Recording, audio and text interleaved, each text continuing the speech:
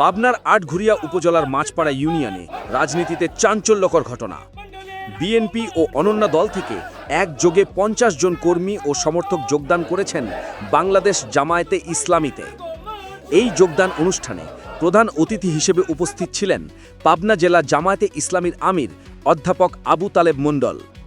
বিশেষ অতিথি ছিলেন আটঘরিয়া থানার নায়েবে আমির মাওলানা নাসির উদ্দিন এবং জামায়াত মনোনীত চেয়ারম্যান পদপ্রার্থী সাইদুল ইসলাম কোচি।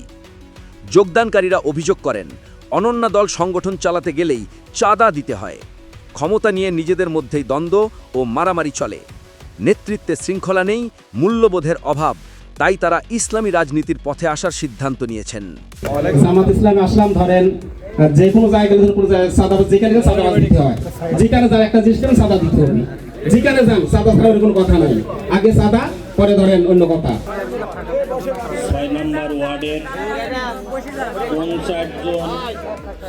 জন বিভিন্ন দল করতেন ওনারা আগে।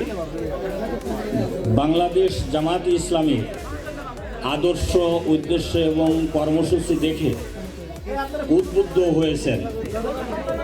আলহামদুলিল্লাহ।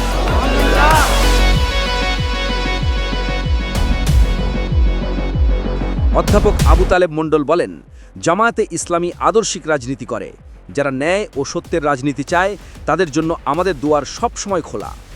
মাওলানা নাসির উদ্দিন বলেন, আমরা ক্ষমতার নয়, আদর্শ ও জনগণের রাজনীতি করি, ইসলামী মূল্যবোধ প্রতিষ্ঠাই আমাদের লক্ষ্য।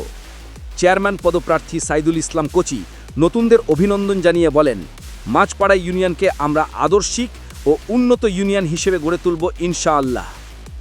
মাছপাড়ায় বিএনপির ৫০ জন কর্মীর জামাতে ইসলামীতে যোগদানকে স্থানীয় রাজনীতিতে নতুন মোড় হিসেবে দেখছেন সবাই। এটি ছিল আইবিবিসি নিউজ রিপোর্ট। আরও খবর পেতে এক্ষুনি আমাদের পেজটি লাইক ও ফলো করুন।